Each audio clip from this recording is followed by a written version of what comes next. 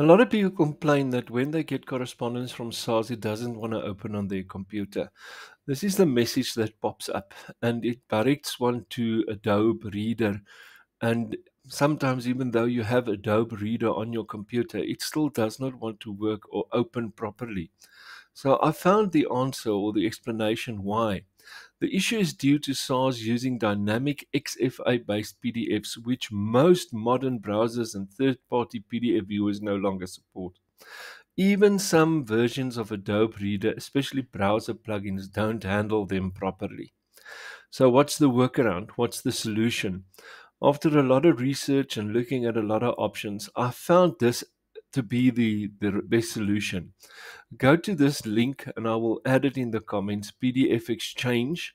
It has a free version. If you download PDF Exchange and install it on your computer and you click on your SARS document that you want to open, it will open without any problem. So I'm going to take this document and I'm going to open it with the PDF Exchange editor just to demonstrate. Yeah, you can see it opens the SARS document uh, without any problems.